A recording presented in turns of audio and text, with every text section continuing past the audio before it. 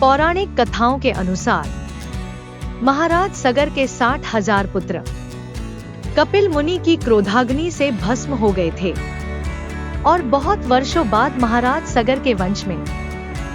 समुत्पन्न राजर्षि दिलीप के पुत्र महात्मा भगीरथ ने गोकर्ण तीर्थ में 1000 वर्षों तक कठिन तपस्या कर भगवान ब्रह्मा जी को प्रसन्न किया। तब भगवान ब्रह्मा जी ने प्रसन्न होकर वरदान देने के लिए देवताओं को साथ लेकर महात्मा भगीरथ के पास आए और वरदान मांगने के लिए कहने लगे। तब भगीरथ ने हाथ जोड़कर भगवान ब्रह्मा जी से कहा कि भगवान, मेरे पूर्वज इस समय न जाने किस दशा में पड़े हैं और उनका उद्धार करना मेरा परम कर्तव्य है। हे देव, आप ऐसा प्रयत्न कीजिए कि मां गंगा जी इस पृथ्वी लोक में आकर अपने पावन जल से मेरे पूर्वजों का उद्धार करें। तब भगवान ब्रह्मा जी ने भगीरथ से कहा कि मैं मां गंगा जी को तो पृथ्वी लोक में भेज दूंगा, पर उनके प्रवाह को रोकने की शक्ति पृथ्वी में नहीं है और इसके लिए दया सिंधु भगवान शिव जी जब तक कृपा नहीं करेंगे तब तक कार्य सिद्ध नहीं होगा और भगवान शिव जी ही मां गंगा जी के तेज प्रवाह के वेग को रोक सकते हैं। इसलिए हे भगीरथ, तुम भगवान शिव जी की आराधना करो।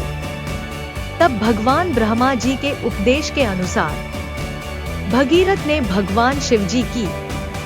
आराधना प्रारंभ कर दी और भगीरथ ने अन्न और जल का परित्याग कर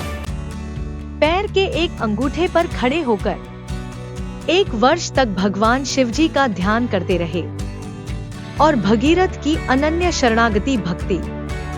से प्रसन्न होकर भगवान शिव जी प्रकट होकर बोलते हैं कि हे नरश्रेष्ठ, मैं तुम्हारी तपस्या से प्रसन्न हूँ और मैं गिरिराज कुमारी गंगा देवी को अपने मस्तक पर धारण कर तुम्हारा प्रिय कार्य करूंगा। और मां भगवती गंगा जी को अपने तीव्र वेग का बड़ा गर्व था और इससे उन्होंने भगवान शिव जी को बहाते हुए पाताल लोक में प्रवेश कर जाने का निश्चय किया और विशाल रूप धारण कर बड़े 2 सहवेग से भगवान शिव जी के मस्तक पर गिरी। तब भगवान शिव जी को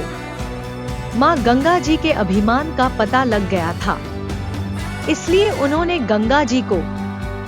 अपनी जटाओं में ही बांधे रखने का निश्चय कर लिया और गंगा जी पूरे वेग से भगवान शिव जी की जटाओं पर गिरी और उसी में समा गई। तब मां गंगा जी ने बड़ा प्रयत्न किया कि वह किसी प्रकार पृथ्वी लोक पर उतर जाए, पर किसी तरह भी भगवान शिव जी की जटाओं से नहीं निकल सकी और मां गंगा जी भगवान शिव जी की जटाओं में कई वर्षों तक चक्कर लगाती रहीं। तब महात्मा भगीरथ को इस बात से बड़ा दुख हुआ और भगीरथ पुनः भगवान शिव जी की आराधना करने लगे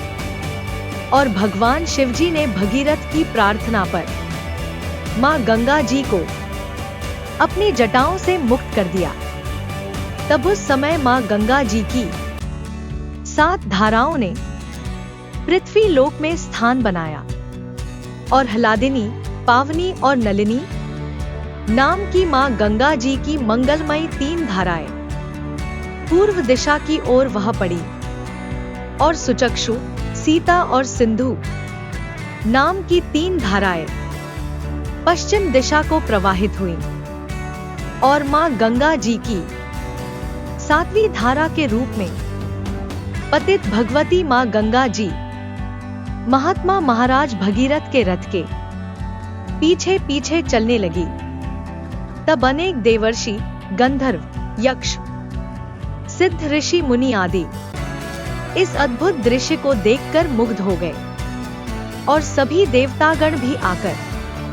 पृथ्वी लोक पर मां गंगा जी अवतरण के दृश्य को देखने लगे। और पृथ्वी लोक में मौजूद ऋषियों और मुनियों ने उस मां गंगा जी की जलधारा को भगवान शिव जी की जटाओं से निकलते देखकर बड़ी श्रद्धा और भक्ति के साथ उनका स्पर्श कर परम आनंद को प्राप्त हुए। और मां गंगा जी की वह धारा पृथ्वी लोक के प्राणियों का उद्धार करती हुई रसातल तक चली गई। और वहां पहुंचकर मां गंगा जी ने महात्मा भगीरथ के भस्मीभूत पितामहों का उद्धार किया। और यह सब विलक्षण कार्य महात्मा महाराज भगीरथ की भगवान शिव जी की परम भक्ति का ही परिणाम था। कथा को लाइक शेयर सब्सक्राइब कीजिएगा।